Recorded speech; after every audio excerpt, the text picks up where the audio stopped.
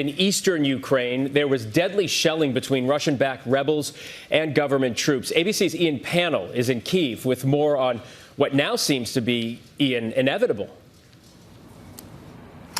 Yes, that's certainly the view of the U.S. administration. Interestingly, there is an organization called the OSCE that monitors the number of attacks. It has seen in the last 24 hours a five-fold increase in the number of shellings, the number of breaches of the ceasefire that's supposed to be in place on this eastern part of Ukraine over the last 24 hours. This as more efforts are underway to try and restore some sense of a diplomatic solution. This morning, renewed tensions in Ukraine amidst new unsubstantiated claims by Russian-backed rebels that they've been attacked by Ukrainian paratroopers. The US fears these claims could be used to justify a Russian invasion to protect the Russian-speaking population in the east of the country. This as President Biden's set to meet with the National Security Council later today to discuss the deteriorating situation. Vice President Harris speaking in Germany this morning. We are talking about the real possibility of war in Europe. It is in the best interest of all that there is a diplomatic end to this moment.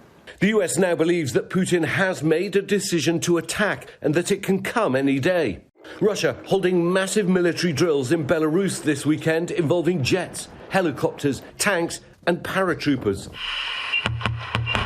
And test firing this nuclear-capable ballistic missile. Russian President Vladimir Putin overseeing the drill next to Belarusian President Lukashenko. US officials believe up to 50% of Russian forces gathered around Ukraine's borders are now in attack position. They're estimated to be 150,000 Russian troops amassed. While Russia continues to deny plans to attack, accusing America and others of hysteria, in eastern Ukraine today, more shelling on the front lines between Russian-backed rebels and government troops, on Saturday claiming the lives of 2 Ukrainian soldiers. Ukrainian lawmakers visiting the area forced to shelter. As the world awaits Putin's next move, America and NATO say Russia is poised to invade. In the past, most military actions started at night. But now, with social media, with commercial satellites, much of the surprise of maneuver is taken away. So in this case, the Russians' real advantage is in the use of drones. So daylight and good weather are much more important than night and surprise. Well, if that is the mood in the east of the country, one of tension, one of people being forced to evacuate from the area, people being mobilized, the mood here in Kiev is totally different. It's a warm, almost spring-like day, people out on the streets. But everyone's focused on what's happening, and the diplomatic channels are still active. President Putin speaking with President Macron of France in the last hour or so. There is some hope that perhaps that can be revived, but the question is, what does Vladimir Putin really want, and is he willing to make concessions? Whit? Still hope for diplomacy there, Ian. Thank you. And coming up on This Week, our chief foreign affairs correspondent, Martha Raddatz, has an exclusive interview with Defense Secretary Lloyd Austin. Here's part of that conversation. So really focus, if you will, on why this battle, a conventional war really, would be so different and so harmful, and how much it would change the world. You know, we see a lot of tanks and armored vehicles there. We see a lot of artillery. We see rocket forces. If he employs that kind of combat power, it will certainly create enormous casualties, within a civilian population, and so this could create a tragedy, quite frankly, as in terms of refugee flow and displaced people. A major concern there. For more, let's bring in our ABC News political director, Rick Klein. Rick, good morning. It's always great to have you. So the Biden administration has made clear that American troops will not be going to war in Ukraine. But if Russia invades, what role does the U.S. play in this conflict?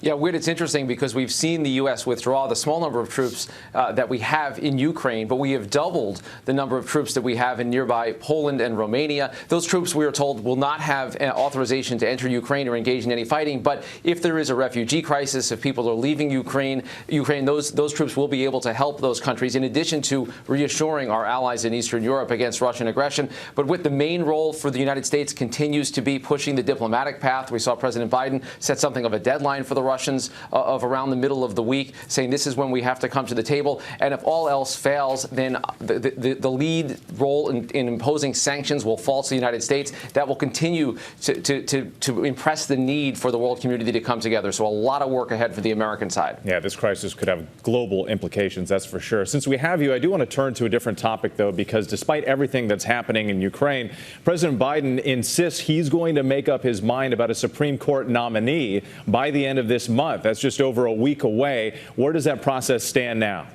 Whit, I'm told there's no change to the timeline, despite world events that are intruding on the president's time. He is continuing to talk to his advisors. We're told he is going to meet with some of the finalists and have a decision by the end of the month in time for his State of the Union address coming up on March 1st. In the meantime, the White House is putting in place the lobbying team that's going to work Capitol Hill. President Biden himself has been talking to Republican senators to try to bring support. And I've been talking to Democratic strategists who just really want to see a name. They'd like to rather talk about an individual rather than just the possibility of someone. So all of this is going to move pretty quickly in the week ahead. As you noted, the president hoping for that bipartisan support as well, if you can get it. Rick, thank you as always. Of course, tune into a special edition of This Week later on this morning. As we noted, Martha Raddatz is on the ground anchoring from Ukraine, plus much more from her exclusive interview with Defense Secretary Lloyd Austin. Well, hey there, GMA fans. Robin Roberts here. Thanks for checking out our YouTube channel. Lots of great stuff here. So go on, click the subscribe button right over here to get more of awesome videos and content from GMA every day, anytime. We thank you for watching, and we'll see you in the morning on GMA.